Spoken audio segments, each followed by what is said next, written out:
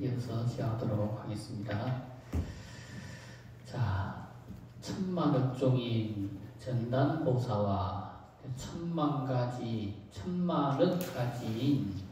전단보사. 전단보사는 전단향복으로 지어진 전단향복이라고 하는 보배로 지어진 집. 그게 이제 전단보사겠죠. 그러니까 이제 나무 중에 최고 좋은 나무가 전단나무가 되겠죠, 그죠? 그러니까 우리가 뭐 침향 들어보시잖아요, 그죠? 침향과 같은 이제 그런 이제 향기가 나는 나무가 전단이라고 하는 나무가 있거든요. 침향보다는 좀 단단하고 또 향기는 침향보다는 조금 못한다 하더라도 그래도 아주 귀한 나무가 되겠죠. 그래서 전단나무로 만들어진 향목으로 만들어진 보배집과 그 중묘왕으로 시불급성하며 중묘 온갖 아름다운 와구로 그 와구는 친구를 와구라 이렇게 합니다. 와구로 친구로서 부처님과 성가에 보시하며 청정한 원림의 화가가 무성하며 또 청정한 원림의 꽃과 과일들이 무성하며 유천욕지로 시불급성하며 유천은 흐르는 물 그게 유천이죠, 그죠? 흘러가는 맑은 연못과 그리고 그 밝은 연못으로서 시불급성 부처님과 성가에 보시를 하며 자 여시 등시 종종 미묘를 이와 같은 등의 각가지 미묘한 것을 보시하기를 미묘라고 하는 것은 아름다운 것을 미묘라고 그래요. 그래서 이와 같이 각가지로 아름다운 것을 보시하기를 환히 무염하며 기쁘게 보시하는데 무염이라고 하는 것은 싫어하지 않으며 그러니까 이제 염자만 쓰면 싫어하다, 실정내다 라고 하는 의미가 되는 거고 그게 없을 무자가 되니까 그것을 보시하기를 기쁘게 하는데 싫어함이 없어서 무상도를 구하며 그러니까 잠깐 하고 마는 것이 아니고 오랫동안 기쁜 마음으로 보시하기 때문에 환히 무염이다. 그래서 번역상에서는 오랫동안 기쁜 마음으로 이렇게 번역을 한 겁니다. 그래서 기쁘게 보시하기를 싫어함이 없어서 이구무상도 그 무상도를 구하기도 하며 자 혹유보살은 어떤 보살들은 정멸법을 설해서 모든 번뇌를 소멸할 수 있는 법 그게 정멸법이겠죠. 그래서 정멸법을 연설해서 종종교조 무수중생하며 종종이라고 하는 것은 각가지의 가르침으로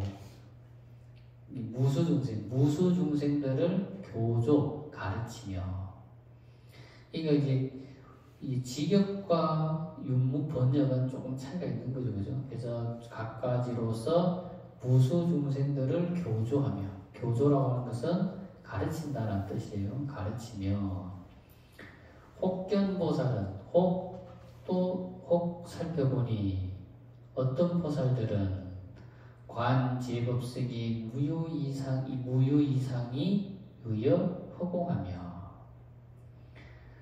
또 어떤 보살들은 보니까 제법의 성품이 무유이상 두 가지 성품이 없는 것을 보기를 그죠? 없는 모습을 보기를 의여허공 마치 허공과 같이 보며 이 관자가 두 번 해석된다고 보시면 돼요. 그래서 모든 법성은 무유 이상 두 가지 성품이 없는 것이 유여허공 마치 허공과 같은 줄을 보며 우견불자는 또 살펴보니 또 어떤 불자들은 심무소차가야 마음에 집착하는 바가 없어서 2차 묘해로 구무상도 하나이다. 이러한 묘해를 가지고서 무상도를 구하기도 하더라. 이 무상도는 불도를 무상도라 하기도 하고 무상도를 불도라고 부르기도 하는 거죠. 그래서 무상도나 불도나 글자만 다르지 의미는 같은 거예요. 부처가 되는 길이나 그죠? 무상도 위 없는 깨달음이나 같은 겁니다. 자, 여기서 보면 이제 좀 살펴볼 것이 있는데 혹견보살 관제법성 무유이상이라는 말이 있어요. 자, 제 모든 법의 성품이라고 하는 것을 다 살펴보니까 모든 법의 성품에는 이 두 가지 모습이 없더라. 자, 우리가 법성계를 하면 법성계 제일 첫 번째가 뭡니까? 법성원유 무이상. 그죠? 그게 이 말이에요. 모든 법성원유, 모든 법의 성품은 원융에서 그 모습에는 두 가지 모습이 없더라. 두 가지 모습이 없다고 하는 것은 하나의 모습이라는 거잖아요. 그죠? 그래서 법성이 원융에서 두 가지 모습이 없듯이 모든 법의 성품이라고 하는 것을 다 살펴보니까 그 법의 성품이라고 하는 것에는 두 가지 모습이 없더라. 그 두 가지 모습이 없는 것이 마치 뭐가 같냐? 허공과 같더라. 자, 우리가 보면 이제 법성을 뭐에다 비유했어요? 법의 성품을 비유하기를 허공에다 비유했어요. 법성을.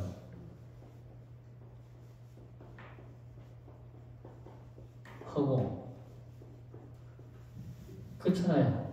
관제법성, 무유이상, 유여허공. 모든 법의 성품을 살펴보니까 그 법의 성품에는 두 가지가 없고 그 두 가지가 없는 것이 마치 뭐와 같더라? 허공과 같더라. 허공, 우리가 저기 보면 허공이라고 하는 것은 우리가 허공이라고 하는 것을 반야신경에서 보면 반야신경에 보면 육부정이 나오지. 육부정. 육부정이 뭐냐면 6가지 부정사가 나와요. 6가지 부정사. 그게 뭡니까? 불생불멸. 그렇잖아요. 그죠? 불생불멸. 그 다음 뭐예요? 불구, 부정. 그 다음 뭡니까? 부정불감이죠. 그죠? 부정, 불감.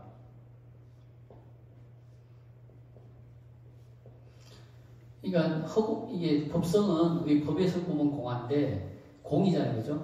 공을 반야신경에서는 이 공이라고 하는 성품은 불생불멸. 생하는 것도 아니고 멸하는 것도 아니고 이 공이라고 하는 것은 불구부정이다. 이 공은 더러운 것도 아니고 깨끗한 것도 아니다. 부정불감. 정하는 것도 아니고 그렇다고 뜻 감하는 것도 아니더라. 만약에 무유 이상이라고 했잖아요. 그죠? 만약에 이상이라고 하면은 뭐가 되겠어요? 두 가지 상품이 있는 걸로 보면 뭐가 돼요? 생이 있고 멸이 있는 거죠. 그렇잖아요. 그죠? 두 가지 모습이잖아. 두 가지 모습이라고 해서 상대적인 모습이잖아요. 생이 있고 멸이 있고 구가 있고 더러운 것이 있고 깨끗한 것이 있고 드러나는 것이 있고 줄어드는 것이 있고 이게 두 가지 모습이에요. 근데 무유 이상이잖아. 두 가지 모습이 없다 그랬잖아요. 그죠? 불생불멸은 뭐고 두 가지 모습이 없죠. 그죠? 불구부정도 두 가지 모습이 없죠. 부정불감도 두 가지 모습이 없는 거예요. 그죠? 그런데 이제 뭐가 있냐면 법의 성품이라고 하는 것은 원래 이렇게 두 가지 모습이 없는데 두 가지 모습이 없어요. 근데 이 공이라고 하는 것이 이 공은 불변이에요. 변하지 않는 거예요. 불변인데 이 공이라고 하는 것이 인연을 만나면 공이라고 하는 것이 인연을 만나면 그걸 인연을 뭐냐면 수연이 이제 공이라고 하는 것이 인연을 만나면 뭐가 됩니까? 이제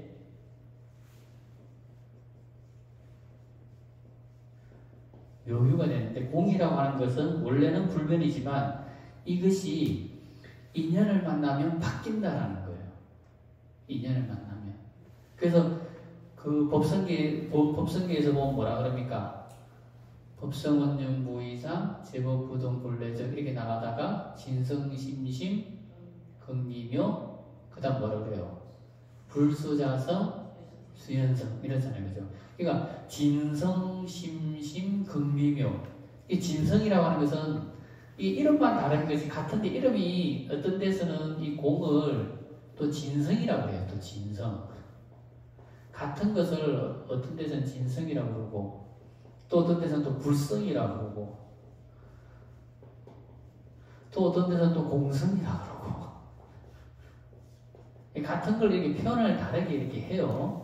이렇게 자, 이 공은 불변 변하지 않는 건데 이게 인연을 탁 만나면 진성심신 극미묘가 있잖아요. 이 진성은 지극히 미묘한데 이게 또 뭐라 했습니까? 불수자성 수연성 그랬잖아요. 그죠? 그러니까 불수자성 수연성이라는 말은 뭐냐면 불수라고 하는 것은 지키지 않는다는 뜻이에요. 자성을 지키지 않고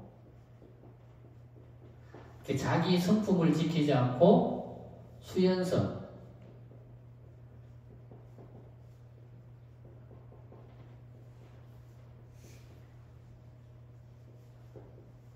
수연성이 뭐냐면 인연을 따라서 모습이 바뀐대요. 모습이 재밌죠? 이게 비유하자면 이거예요. 이게 그냥 깨끗한 하나의 칠판을 공이라고 할 수도 있고 불진성이라 할 수도 있고 불성이라 할 수도 있고 공성이라 할 수도 있어요. 깨끗한 칠판을.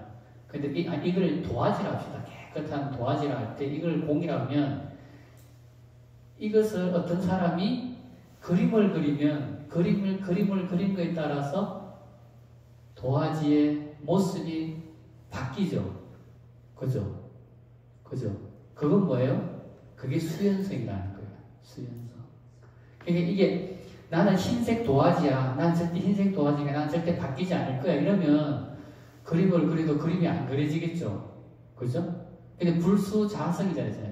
자기 자신의 모습을 지키지 않고 수연성, 인연을 따라서 그 모습을 바꾼다는 거예요. 그래서 꽃을 그리면 꽃 그림이 나타나는 거고, 그죠? 뭐 나무 그림을 그리면 나무 그림이 나타나는 거예요. 그게 인연을 만나면 그 인연에 따라서 모습이 바뀐다는 거예요. 그래서 법성계에서 진성심신극미묘 불수자성 수연성 이렇게 이야기를 하는 거예요. 그래서 비유하자면 하얀 종이를 공이라 한다면 그 하얀 도화지에 나타난 그림을 뭐라 그런다? 그것을 인연에 의해서 나타난 그림이라고 말할 수가 있는 거예요. 그래서 이걸 이제 이렇게 잠깐 이야기하고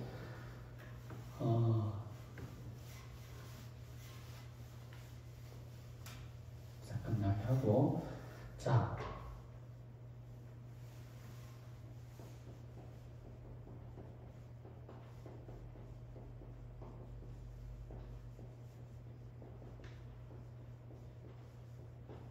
진공묘유라는 글자가 있어요. 이 글자는 혹시 간혹 절에 가면 스님들 방에나 이런 데에서 간혹 볼 수가 있어요. 이런 글자를 진공묘유 한번 따라해 볼까요? 진공묘유 묘유. 자, 진공이라는 말이나 불성이라는 말이나 공성이라는 말이나 진성이라는 말이나 같은 거예요. 같은 거예요. 같은 건데 이렇게 표현하기에 따라서 조금 다른 거예요. 이 진공이라고 하는 것은 뭐냐면 아까 말씀드린 것처럼 하얀 도화지 그 자체를 진공이라고 한다면 그 도화지에서 인연을 만나서 그림을 그리는 대로 그림이 나타나는 것을 뭐라 그런다? 그것을 묘유라고 그래요. 묘유. 그때 요때 몇 자는 뭡니까? 요때 몇 자는 수연성인 거지, 수연성. 인연을 따라서 나타났다라는 거예요. 본래 존재하던 게 아니죠, 그죠? 원래 하얀 도화지에 꽃그림이 나타났다면, 꽃그림이 있다면, 그 꽃그림은 본래부터 있는 게 아니잖아요, 그죠? 화가가 꽃이라고 하는 그림을 그렸기 때문에 꽃그림이 나타난 거예요. 그러니까 화가가 꽃이라고 하는 그림을 그리는 인연을 만나서 꽃이라고 하는 그림이 나타난 거예요. 그래서 그것을 묘유다 이렇게 하게요. 그럴 때 요 묘자는 인연을 따라서 나타난 그림이다 라고 하는 뜻으로 묘유라 이야기해요. 자, 우리가 보면 자, 진공이라고 하는 것과 묘유라고 하는 것은 사실 이 두 가지가 같은 거예요. 같은 거. 아까 말씀드렸잖아요. 하얀 도화지가 진공이라면 하얀 도화지에 나타난 꽃그림은 묘유라고 그랬어요. 그죠? 그러면 본래부터 꽃그림이 쓴 것이 아니고 인연에 의해서 나타난 꽃그림이기 때문에 그 꽃그림은 본래부터 존재하는 꽃그림이 아니고 인연을 만나서 꽃그림이라고 하는 것으로서 나타난 거예요. 그러니까 그 꽃그림이라고 하는 것은 실체가 있는 것이 아니고 인연을 따라서 꽃그림이라고 하는 것이 나타난 것뿐이에요. 만약에 또 다른 사람이 나무를 그리면 나무 그림으로 나타날 수 있는 거예요. 또 어떤 사람이 사람을 그리면 사람으로도 나타날 수 있는 거예요. 그죠? 그래서 인연을 따라 존재하는 것을 묘유라고 그러고 본래부터 공한 상태를 진공이라고 그러는 거예요. 그런데 우리 이제 불자들은 진공 묘유를 같이 볼 수 있어야 되는 거예요. 같이. 그래서 이제 진공이라고 하는 것을 좀 더 고식한 말로 이제 진재라고 해요. 진재. 묘유라고 하는 것은 속재. 근데 중도 제1의제라고 하는 것이 있는데 그 중도 제1의제는 뭐냐면 이 두 가지를 같이 보는 것을 중도 제1의제다 이렇게 이야기를 하는 거예요. 그러니까 공과 묘유를 따로따로 분리해서 보는 것이 아니고 공과 묘유라고 하는 것을 동시에 보는 거예요. 동시에. 조금 어렵죠. 그래서 관제법성 무유이상 유여흐공이라고 하는 말이 나와서 이제 설명을 드린 건데 공이라고 할 적에 공이라고 하는 것에만 빠지면 그것은 뭐가 되냐면 진공에 빠지는 것인데 그 진공에 빠지면 사람이 뭐가 되냐면 허무주의에 빠질 수 있는 거예요. 허무주의. 그죠? 근데 그 진공이라고 하는 것이 본래 텅 비어서 아무것도 없느냐? 아무것도 없는 상태는 맞지만 그 아무것도 없는 상태가 어떤 인연을 만나느냐에 따라서 어떤 형태의 모습으로 나타날 수가 있다는 거예요. 그게 뭐다? 묘유라는 거예요. 그러면 인연을 만나서 어떤 형태의 모습으로 나타난 모습이라고 한다면 그것은 본래부터 존재하는 것이 아니고 인연에 의해서 나타난 모습이기 때문에 그 모습 그대로가 뭐다? 그 자체도 공이라는 거예요. 공. 그러니까 우리 눈에 보이는 모든 존재가 우리 눈에 보이는 이 모든 것은 묘유거든요. 묘유의 세계예요. 이 묘유의 세계가 존재하는데 이 모든 존재하는 묘유의 세계는 인연에 의해서 존재한다는 거예요. 인연에 의해서. 그 인연에 의해서 존재하는 것들이 인연이 흩어지면 뭐가 된다? 본래 공한 상태로 돌아간다는 거지. 그러니까 공과 묘유라고 하는 것은 두 개가 무유 이상이잖아요. 그죠? 무유 이상을 설명하기 위해서 하는 거예요. 진공과 묘유는 진공이 있고 묘유가 있는 것이 아니고 진공과 묘유라고 하는 것은 두 가지 모습이 따로 존재하는 것이 아니라 하나의 모습으로서 존재한다는 거예요. 진공은 진공대로 존재하고 묘유는 묘유대로 존재한다면 그것은 이상이 되는 거죠. 두 가지 모습이 되는 거잖아요. 근데 진공이라고 하는 것도 인연을 따라서 나타나는 모습이기 때문에 그 묘유의 모습 그대로가 진공의 모습을 가지고 있는 거예요. 그래서 우리 불자들은 이 세상의 모든 물건이 됐든 이 세상의 인연이 됐든 그것을 두 가지 모습을 같이 볼 수 있어야 되는 거예요. 진공과 묘유의 모습. 그래야지만이 진공에 빠진다거나 묘유에 빠진다거나 하지 않고 그 두 가지를 동시에 볼 수 있는 지혜의 안목이 생기는 거예요. 그러니까 우리가 지혜의 안목을 갖추지 못하는 이유는 우리가 순간순간 살아가는 삶 속에서 탐진치 삼독이라는 것에 의해서 자꾸 어느 한쪽 모습만 보게 되는 거예요. 진공의 모습만 본다거나 묘위의 모습만 본다거나. 근데 우리가 만약에 깨어있게 되면 깨어있는 삶에서 보면 이 현실 그대로를 진공과 묘유라고 하는 두 가지 모습으로서 동시에 보게 되는 거지. 그래야지만이 뭡니까? 그 다음에 나오는 말이 승립되는 거예요. 신무소착. 그래야 신무소착이 되는 거예요. 진공에도 집착하지 않고 묘유에도 집착하지 않고 눈에 보이면 눈에 보이는 것에 집착하지 않는 거예요. 눈에 보이는 이 모든 것들도 다 인연에 의해서 존재하는 모습이니까. 그러니까 신무소착이 되는 거예요. 그렇죠. 어느 하나에만 집착하게 되면 신무소착이 되지 않는 거거든요. 그러니까 진공과 묘유라고 하는 두 가지 모습을 다 보게 되면 내가 정말 아끼는 찻잔을 누가 깨도 아깝지 않는 거예요. 아, 인연이 다해서 그 인연의 쓰임새가 다했구나. 이렇게 받아들이면 신무소착이니까 화가 안 나는 거죠. 아, 그게 이제 인연이 대해서 그 인연이 대해서 쓰임새가 다인 거다. 이렇게 받아들이면 신무소착이 되는 거예요. 그게 뭡니까? 2차 묘회라. 그러니까 이 묘회라고 하는 것은 뭡니까? 두 가지 모습을 다 볼 수 있는 지혜라야지만이 묘회가 되는 거예요. 어떤 하나의 모습만 본다면 그것은 묘회가 아니고 어느 하나에 치우친 자기 생각, 자기 독단에 빠질 수가 있는 거죠. 그래서 오늘 배우는 이 두 가지, 이 계속 그죠? 혹견보살, 관제법성, 무유이상, 유여허공, 우견불자, 신무소착, 이차묘의 구무상도. 아주 중요한 개성이다. 그런 말씀을 드리고, 그리고 우리가 이제 진공을, 법성을 허공에다가 비유한 이유가 있어요. 허공에다가 비유한 이유가 있는데, 허공은 8가지의 의미를 가지고 있답니다. 8가지의 의미. 첫 번째가 뭐냐면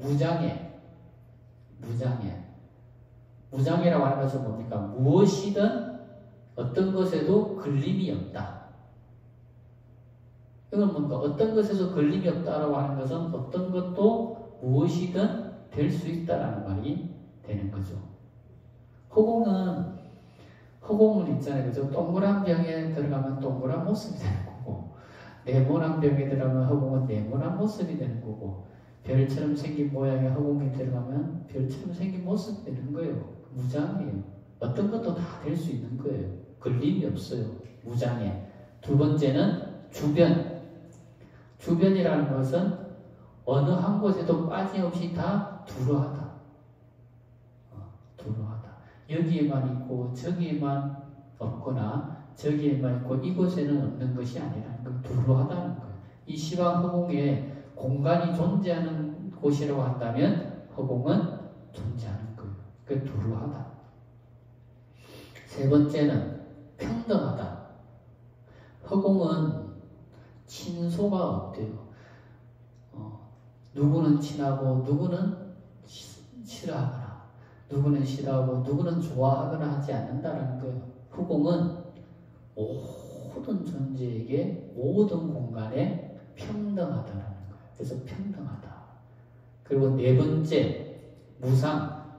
무상은 뭐냐면 모양상자예요. 일정한 모양이 없다. 허공은 일정한 모양이 존재하지 않는다. 다섯 번째, 광대. 허공은 광대무변하대요. 허공은 여기 있는 허공이나 우주 밖에 벗어난 허공이나 똑같이 광대무변하다는 거예요. 그리고 여섯 번째, 허공은 청정하다. 허공은 어떤 것으로도 더럽힐 수가 없다는 거예요. 허공. 그래서 허공은 청정하다. 그리고 일곱 번째는 허공은 부동이라. 허공은 이게 있는 것을 저기로 옮긴다거나 저기에 있는 것을 여기로 옮긴다거나 할 수 없다는 거예요. 허공은 옮길 수 있는 존재가 아니다. 그리고 여덟 번째, 유공. 유공이라고 하는 것은 뭐냐면 있을 유자에 빌공자. 유공이라고 하는 것은 허공 그 자체가 공하다. 허공 그 자체가 공하다는 거예요. 그리고 아홉 번째, 공공. 허공 그 자체 또한 공하다. 그리고 열 번째는 무득. 허공이라고 하는 것은 얻을 수 있는 것이 아니다. 그래서 이렇게 허공은 10가지의 의미를 가지고 있대요. 그러니까 이 10가지의 의미라야지만이 관제법성 무유이상이라고 하는 것의 비유로 삼을 수가 있는 거예요. 그래서 허공은 이렇게 10가지의 의미를 가지고 있다. 그래서 법성에다가 허공을 비유할 수도 있고 불성에다가도 허공을 비유할 수도 있고 자비도 허공에다 비유할 수 있고 허공에 비유할 수 있는 이유가 허공이 이렇게 10가지의 의미를 가지고 있기 때문에 가능하다는 거예요. 자, 일곱 번째, 타토에서 부처님의 사리탑에 공양하는 것에 대해서 질문하다. 자, 문수사리시여. 그래서 문수사리보살이시여. 우유보살은 불멸도 후에 공양사리하며 또 어떤 보살들은 불멸도 후 부처님께서 멸도하신 뒤에 사리에 공양을 하며. 자, 사리라고 하는 것은 우리가 부처님께서 열반하시고 남겨놓으신 사리 있잖아요. 그죠? 그런 것을 이제 사리라고 하는데, 우리 법화경에서는 법화경을 법신사리라고 해요. 법신사리. 그리고 우리가 알고 있는 부처님께서 열반에 드신 후 화장하고 난 다음에 남은 사리는 그것은 진신사리. 그것은 진신사리라고 그러고, 다른 말로는 화신사리라고 해요. 화신사리. 자, 우리가 법화경 438페이지 한번 볼까요?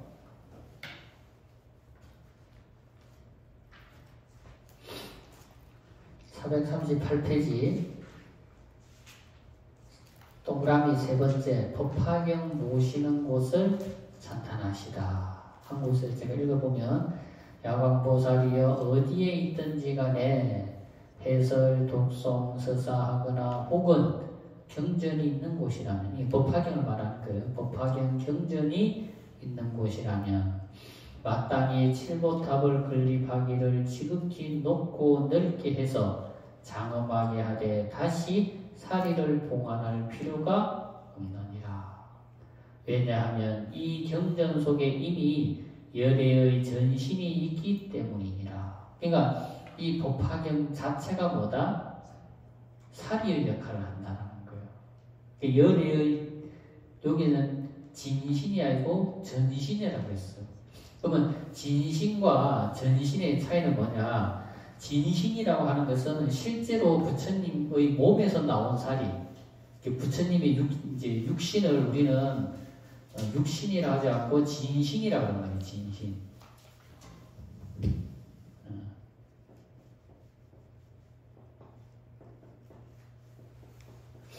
이 육신이지. 육신에서 나온 살이죠. 육신살이. 그걸 진신살이라고 해요. 진신살. 실제 진짜 부처님 몸에서 나온 살이라는 뜻으로 진신살이라고 하는 거예요. 그럼 이제 법화경은 뭐다? 법신살이라고 했잖아요. 그죠? 법신살이. 법신살이가 뭐냐? 여기서 말하는 전신이에요. 열의 전신. 열의 전신이란 말이 바로 법신살이를 말하는 거예요. 그러니까 이 법화경 그 자체가 법신사리의 역할을 한다라는 거죠. 그러니까 탑을 건립하는데 탑에 부처님 진신사리를 모실 수 없으면 법화경을 모시면 된다는 거예요. 그래서 내가 집에 법화경을 모시고 있다고 하는 것은 마치 내가 집에 부처님의 한 분의 부처님을 모시고 있다 이렇게 생각합니다. 그리고 실제로 여러분들 가지고 있는 경전에 여러분들이 이름을 써드렸잖아요. 그죠? 그러면 여러분들이 원부를 모시고 있는 거나 똑같은 거예요. 그러니까 내가 똑같이 그렇게 생각하고 똑같이 그렇게 실천하는 거. 그게 불자가 해야 될 도리인 거죠. 그래서 공제 사리탑에 이제 공양을, 사리의 공양을 하기도 하며. 넘어와서 39페이지 넘어왔어요. 자, 우경불자는 또 살펴보니 또 어떤 불자들은 조제, 탐묘, 무수항사하여 음식 굽게 하나니 어떤 불자들은 보니까 무수항사의 탐묘를 만들어서 음식 굽게 나라를 장엄하게 꾸미기도 하더라. 여기 보면 조제, 탐묘 그랬어요. 탑을 여기서 탐묘라고 번역이 됐어요. 탐묘. 탑이면 탑이지 왜 묘자가 붙었을까? 이 묘라고 하는 것은 이제 어떤 사당을 묘라고 해요. 사당을. 우리가 서울에 가면은 종묘 있잖아요, 그죠? 종묘. 이 묘자가 같은 글자예요. 똑같은 글자. 그러니까 신의를 돌아가신 분이 신의를 모신 곳을 묘라고 했잖아요, 그죠? 묘. 그죠? 근데 왜 탐묘라 했냐는 거예요. 탐묘.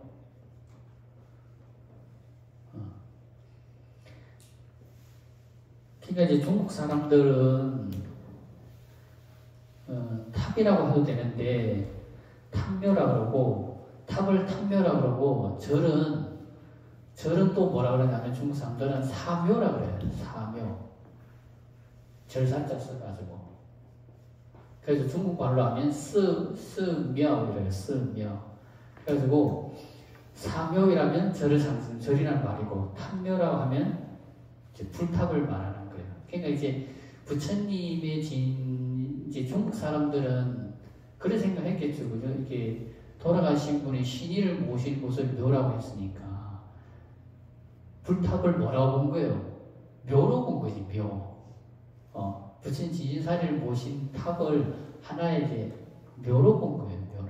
그래서 탑이라고 하지 않고 탐묘라고 해야 해요, 탐묘. 그리고 절이라 하지 않고 사묘 이래가지고 그 절도 부처님 모신 곳도 세속에서 이제 돌아가신 분이 신의를 모신 곳을 사당을 묘라고 하니까 그것도 사묘라고 하고. 그래서 묘라는 글자가 붙어요. 그래서 탐묘라는 말 자체는 뭐냐? 탑이라는 말이에요. 탑. 부처님을 모신 불탑. 자, 보탑이 고묘해서 그 탑을 만들었는데 그 탑의 보탑이 고묘라는 것은 높고 아름답다. 이 묘라고 하는 것은 아름답다의 의미가 있는 거예요. 높고도 아름다워서 5,000유순이며 그 높이가 5,000유순이래요. 5,000유순. 5,000유순이면 1유순이 12km라는 말이 있거든요. 그럼 5,000유순이면 도대체 얼마나 되겠어요, 그죠? 그 5,000유순이면 종광이 정등이 2,000유순이라. 그 탑의 높이는 5,000유순인데 그 탑의 모양을 보니까 종이라고 하는 것은 가로, 광이라고 하는 것은 세로. 그러니까 가로, 세로가 정등 똑같이 2,000유순이더라. 그러니까 탑 기단이 가로, 세로 2,000유순이고 2,000유순으로 시작해서 이렇게 탑이 조금씩 올라가면서 이렇게 줄어들잖아요. 그죠? 그래서 줄어들어서 최종 높이가 뭐냐? 5,000유순이나 되더라. 이런 정말 대탑이 있으면 정말 장엄하고 아름다울 것 같아요. 그죠? 자, 그 탑에 대한 설명을 또 해주고 있어요. 그 탑의 모습이 어떤지. 일일탑묘에 그 탑 하나하나의 보탑마다 각 천당분이며 각각 1,000개의 당분이 매달려 있으며 주교노만의 보령이 화명하면 주교는 이제 진주로 만든 이 진주를 이렇게 탑에 보면 이게 탑 끝에 이렇게 보면은 뭐 매달려 있잖아요, 그죠? 탑 끝에 보면 장식이 그게 주교예요, 주교노만. 그래서 진주로 만든 시장에 그죠? 보령이 화명하면 또 보배로 만든 방울이 화명 이제 바람이 불어서 울리면은 그 방울이 울리면은 제천용신과 임급비인이 모든 하늘 사람들과 또 귀신과 천과 용과 귀신과 또 사람과 비인 사람 아닌 존재들까지 향과 기약으로 상이 공양하며 향과 꽃과 온갖 기약으로서 음악으로서 항상 그 탑에 공양을 올리기도 하더라. 문수사리 보살이시여 제불자 등이 위공사리하여 음식탐묘하나니 모든 불자들이 사리탑에 공양하기 위해서 사리탑에 공양을 올리기 위해서 탐묘를 장엄하게 꾸미나니. 그러니까 탑에 공양 올리는 방법이 두 가지가 있는 거죠, 그죠? 이렇게 우리가 공양물을 올리는 것도 공양이고, 뭐 초를 캐거나 향을 올리는 것도 공양이고, 또 하나는 뭐냐? 탑에 그죠? 보배구슬을 달거나 아름다운 종을 달거나 하는 것, 이게 장식을 달아서 또 장엄하는 것, 그것도 공양이 된다는 거예요. 그래서 탐묘를 장엄하게 꾸미기도 하나니 국계가 자연히 수특묘호 홈이. 그래서 그 나라가 자연스럽게 빼어나게 아름다운 것이 여천수왕이 기화가 계부하나이다. 마치 하늘에 천수왕이 뭐냐면 도리천에 제석천왕이 있는 정원에 정원에 있는 나무 이름이 천수왕이래요. 천수왕. 그 천수왕이 기화기부 그 천수왕에서 꽃이 활짝 피는 것과 같나이다. 그러니까 도리천의 정원에 있는 나무 이름이 이제 천수왕이고 그 천수왕에서 꽃이 활짝 핀 것과 같나이다. 자, 이렇게 해서 이제 광명 속에서 미륵보살이 본 내용들을 문수보살에게 낱낱이 그래서 하나하나 자기가 본 것을 미륵보살에게 설명을 했어요. 이제 설명을 했어요. 그리고 난 다음에 이제 미륵보살에게 그와 같은 다양한 보살이나 불자는 수행자잖아요, 그죠? 보살들과 불자들이 수행하는 모습이에요. 육바라밀로서 수행하는 모습들을 봤는데 그런 모습들이 동방으로 18,000토의 세계로 광명으로 비추시는 그 속에 그와 같은 모습들을 우리들에게 보여주시는 이유가 도대체 뭡니까? 그냥 부처님이 이유 없이 신통을 자랑하기 위해서 부처님이 광명을 놓고 그 속에서 다양한 모습들을 보여준 것은 아니라는 거예요. 부처님께서 그런 백호광명을 놓고 동방 18,000토의 세계의 모습을 보여주신 때에는 반드시 그만한 이유가 있는 것이지 이유 없이 부처님께서 그렇게 하신 것은 아닐 거다. 그래서 부처님께서 그런 모습을 보여주신 이유가 뭔지 궁금하잖아요, 그죠? 알아야 되잖아요, 그죠? 인생을 바꾸는 데 있어서 가장 중요한 거는 상대방이 해주는 질문, 상대방이 해주는 답을 듣는 것이 아니고 내가 그 궁금한 것을 찾아내서 질문하는 거래요. 질문. 질문하는 데에서 변화가 있는 거지 남이 해주는 말을 그대로 듣는 거는 아무런 자기 자신에게 변화를 만들어낼 수가 없는 거예요. 미륵보살이 만약에 문수보살에게 그와 같은 궁금증을 일으키고 그와 같은 의심을 일으키고 질문하지 않았다면 지금 오늘 우리가 보는 법화경은 존재할 수가 없었을 거예요.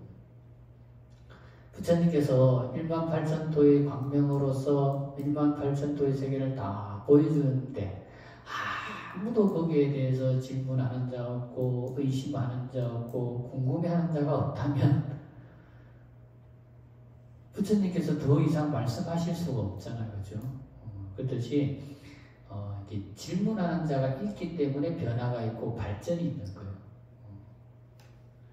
자, 그래서 1-20번 자, 답을 청하라. 이제 지금까지 질문한 거와 마찬가지니까 이제 그에 대한 이제 질문을 통해서 답을 얻겠다라는 거죠. 첫 번째, 의문나는 것을 거론해서 답해 주기를 청하다. 불방일광하시니 부처님께서 하나의 광명을 놓으시니 일광이라는 것은 일도 광명이라 해서 한 줄기로 한 줄기 광명을 쫙 비추는 것을 일광이라고 해요. 그래서 일도 광명, 한 줄기의 강력한 광명을 쫙 비추는 것, 그것은 일광. 그래서 하나의 한 줄기 광명을 놓으시니 아급 중해가 견차 국기의 종종 수묘하나이다. 아라고 하는 것은 미륵보살 자기 자신이죠, 그죠? 저와 그리고 지금 여기에 모여있는 중에 수많은 대중들이 보다 무엇을 차국계 지금 이 사바세계에 있으면서 동방 18,000토의 세계의 그게 이제 종종이 이제 동방 18,000토의 세계가 종종이 되겠죠. 수면은 그 18,000토의 세계에서 보여주는 아름다운 모습들을 보게 되었습니다. 지금 이 자리에서 저 동방 18,000토의 아름다운 세계를 보게 되었습니다.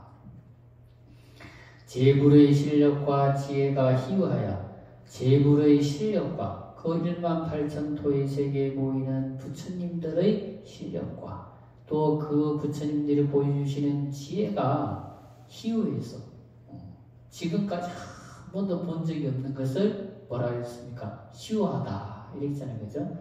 희화해서 방일정광하사 조불양국 가시니 하나의 청정한 광명을 한 줄기 청정한 광명을 놓아서 조무량국 한량없는 국토를 비추시니 아등견차하고 등미정료 하나니 저희들은 견차 이것을 보고 미정유를 얻었습니다. 이전에 이제 전에 없던 것을 보게 되었습니다. 미정유를 얻게 되었습니다. 불자인 문수시여 원결중의 하소서. 불자인 문수보살이시여 원컨대 중의라고 하는 것은 대중들이 가지고 있는 의심들을 해결해 주십시오. 이 결이라고 하는 것은 풀다, 해결하다 이런 뜻이죠. 그죠? 해결해 주시옵소서. 그러니까 대중들의 의심은 이거예요. 앞에서 우리가 봤던 내용들. 그것이 바로 대중들이 가지는 의심이다. 그리고 두 번째, 부처님께서 광명을 놓으신 이유를 4가지로서 질문을 하다. 자, 사중 흔황하사. 사부 대중들이 흔황, 기쁜 마음으로 누구를 바라본다? 앙이라고 하는 것은 문수보살을 바라보는 거예요. 문수보살을 바라보면서 처민급아 하나이다 우러러보면서 저와 인이라고 하는 것은 인자, 미륵보살을 지칭하는 거고, 아는 미륵보살을 지칭하는 거고, 이는 문수보살을 지칭하는 거죠. 인자와 저를 처음 바라보고 있습니다. 세존하고로 방사광명인이 있고, 세존께서 무슨 까닭으로 이런 광명을 놓으시는 것입니까? 이런 광명을 놓으신 것입니까? 불자여 시답하사, 불자시여 시답하사. 시답이라고 하는 시답하사 결의 영이 하소서. 시답이라고 하는 것은 지금 현재 이제 이 질문에 대답해 줄 때가 되었습니다. 이제 지금 이때에 답을 해 주실 때가 되었습니다. 이런 거예요. 그러니까 시답이라고 하는 것은 뭐냐면 질문과 답에는 반드시 3가지가 갖추어져야 된다는 거예요. 그게 뭐냐면 첫 번째, 시기가 적절해야 된다. 질문하는 사람도 질문하는 시기가 적절해야 되는 거고, 답해주는 사람도 답해주는 시기가 적절해야 되는 거예요. 그리고 질문과 답에는 반드시 이익이 있어야 된다는 거예요. 이익이. 아무리 쓸데없는 소리 질문해서 분위기 이상해지고, 쓸데없는 말해서 또 분위기 이상해지는 게 이제 이익 없는 말을 하면 안 된다는 거지. 그래서 이익이 있어야 되고, 3번째는 뭐냐면 합당해야 된다는 거. 합당해야 된다. 그래서 시기가 적절해야 되고, 이익이 있어야 되고, 합당해야 된다. 그러니까 질문과 답에는 이 3가지가 갖추어져야 되는데, 지금은 시답이라고 했잖아요. 그죠? 지금 답해야 될 시기가 왔다라는 거예요. 그리고 지금 답을 해줘야 듣는 사람들이 궁금증을 해소해주는 이익이 있고, 그리고 지금 말하는 것이 가장 합당하다는 거예요. 그래서 시기가 답할 시기여서 결의 영이, 그래서 시답을 해서 시기에 맞는 답을 해서 결의잖아요. 의심을 해결해서 영이 여기에 모여있는 대중들로 하여금 기쁘게 해주십시오. 하소 요익 이완대 연 사광명인이고, 어째서 무슨 요익이라고 하는 것은 이익을 말하는 거예요. 무슨 이익이 있기에 연 사광명, 이와 같은 광명을 연설하시는 것입니까? 베풀어 주시는 것입니까? 놓으시는 것입니까? 넘어가서 불자 도량하사